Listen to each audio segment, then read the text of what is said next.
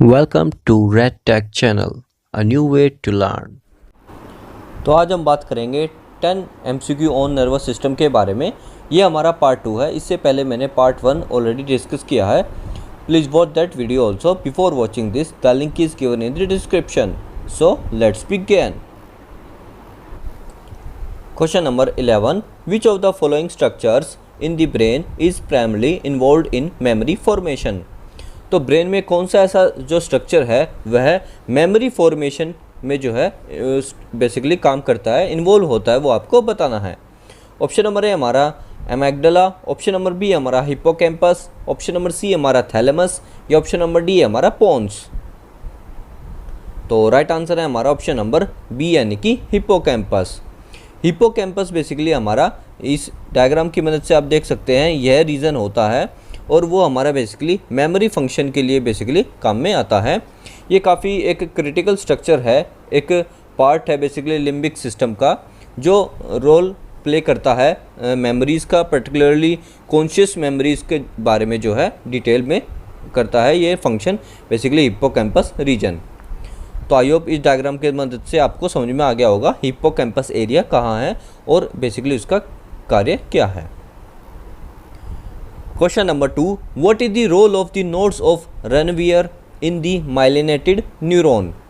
तो mode of Ranvier का आपको बताना है कि क्या रोल है। ये आपने प्रीवियस क्वेश्चन में भी आपने देखा होगा। तो ऑप्शन नंबर ए हमारा to slow down the conduction of nerve impulses, option number B हमारा to increase the surface area of synaptic transmission, option number C हमारा to facilitate rapid conduction of action potentials या option number D हमारा to produce neurotransmitters. तो right answer है हमारा option number C यानी कि to facilitate rapid conduction of action potentials.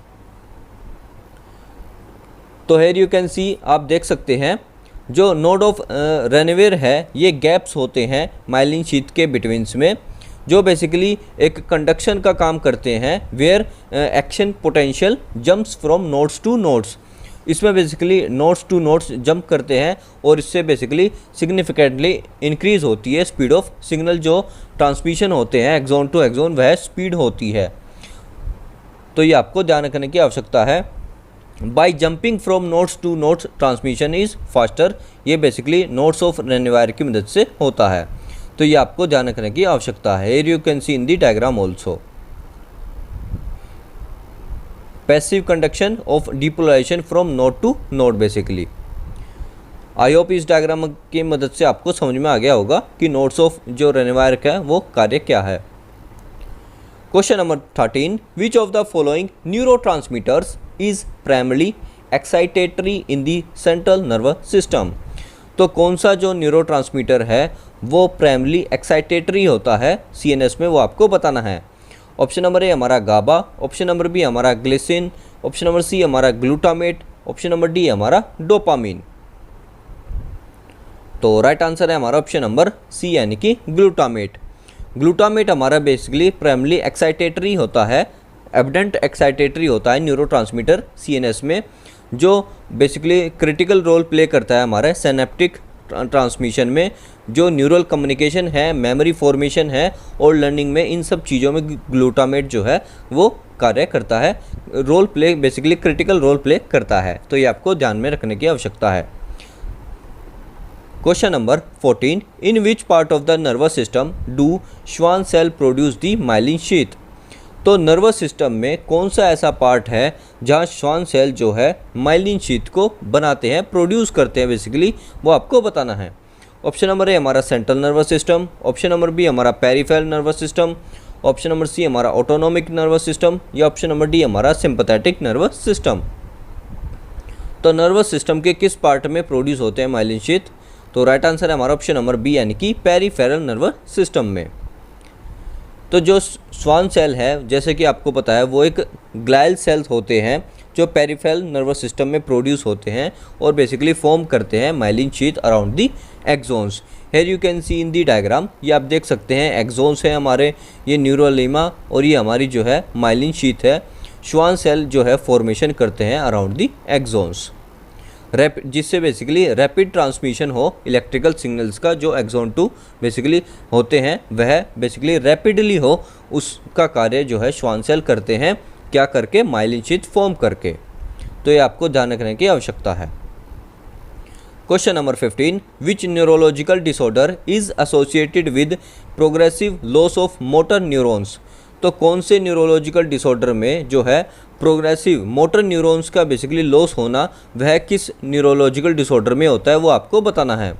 Option number A हमारा Alzheimer, option number B हमारा एमाइट्रोपिक लेटल sclerosis यानी कि ALS, या ऑप्शन नंबर सी हमारा Huntington disease, option number D हमारा एपिलेप्सी।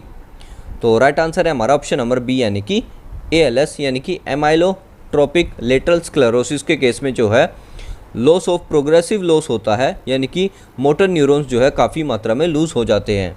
ALS को हम बेसिकली लुई गैरिक डिजीज़ भी कहते हैं। ये काफ़ी एग्जाम में पूछा जाता है कि other name of the disease दे देते हैं और आपसे ऑप्शन में पूछा जाएगा।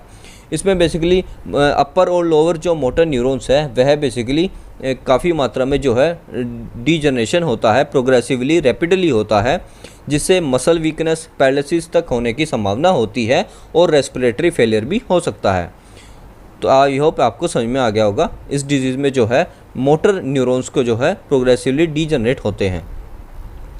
Question number 16, which of the following is primarily inhibitory neurotransmitter in the spinal cord. तो कौन सा बेसिकली हमारा प्राइमरी इनहिबिटर है न्यूरोट्रांसमीटर स्पाइनल कॉर्ड में, वो आपको बताना है। ऑप्शन नंबर ए हमारा ग्लाइसिन, ऑप्शन नंबर बी हमारा गाबा, ऑप्शन नंबर सी हमारा सेरोटोनिन, या ऑप्शन नंबर डी हमारा एसिटाइलोकोलिन। तो राइट आंसर है हमारा ऑप्शन नंबर ए यानी कि ग्लाइसिन। ग्लाइसिन हमारा बेसिकली प्राइमरी इनहिबिटर न्यूरोट्रांसमीटर है स्पाइनल कॉर्ड में। बेसिकली ये रेगुलेट करता है मोटर कंट्रोल को basically by inhibiting motor neurons, जिससे जो एक्सेसिव जो मसल कॉन्ट्रैक्शन है उसको बेसिकली प्रिवेंट कर सके glycine basically. Question number 17, what is the function of microglia in the central nervous system. तो माइक्रोग्लिया का क्या फंक्शन है CNS में, वो आपको बताना है। ऑप्शन नंबर ए हमारा to produce cerebrospinal fluid, option number B हमारा to provide structural support, option number C हमारा to act as a brain immune cells, या ऑप्शन नंबर डी हमारा to form the blood brain barrier. तो right answer है हमारा option number C यानी कि to act as a brain immune cells. तो microglia का क्या फंक्शन होता है कि वो एक स्पेशलाइज्ड मैक्रोफेजिस होती है CNS में, जो ब्रेन के प्राइमरी इम्यून डिफेंस सिस्टम होता है। जो भी इन्फेक्शन आता है उनको बेसिकली क्लियर अवे करता है, और डैमेज जो भी डिब्रीज होता है बेसिकली एक गार्बेज और यू कैन से जो भी उसमें यूजलेस थिंग्स हैं उनको क्लियर करने का काम जो है माइक्रोग्लिया करता है। मैक्रोफेजिस का मतलब होता है एंगल्फ करना, वो अपने अंदर बेसिकली एंगल्फ कर लेता है। तो जो भी डैमेज न्यूरॉन्स हैं और बाकी जो अदर डिब्रीज हैं उनको जो है एंगल्फ कर लेता है, उनको बेसिकली क्लियर अवे करता है।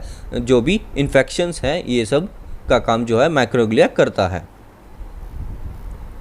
Question number 18, which area of the brain is primarily responsible for the regulation of emotions. तो ब्रेन के कौन सा पार्ट बेसिकली इमोशंस को रेगुलेट करता है, वो आपको बताना है। ऑप्शन नंबर ए हमारा occipital lobe, option number B हमारा limbic system, option number C हमारा parietal lobe, option number D हमारा मेडुला ओब्लोंगाटा। तो राइट आंसर है हमारा ऑप्शन नंबर बी यानी कि limbic system. Limbic system basically हमारे जो इमोशंस हैं उसको रेगुलेट करता है, ये आपको पता होना चाहिए। बेसिकली लिम्बिक सिस्टम में हमारे क्या आते हैं, एमिग्डाला, हिप्पोकैम्पस और बाकी अदर जो है जो रेगुलेट करते हैं इमोशंस को, मेमोरी को और बेसिकली मोटिवेशन को। तो हिप्पोकैम्पस एरिया है बेसिकली, आप देख सकते हैं यहाँ पर एमिग्डाला है, हिप्पोकैम्पस है, हाइपोथैलेमस है और थैलेमस है। हाइपोथैलेमस हमारा हीमोस्टेसिस में काम आता है, एमिग्डाला बेसिकली इमोशंस में, हिप्पोकैम्पस हमारा मेमोरी कन्वर्जन में और थैलेमस हमारा इंफॉर्मेशन को रिले करने में। तो ये टोटल हमारा मिला के आता है लिम्बिक सिस्टम।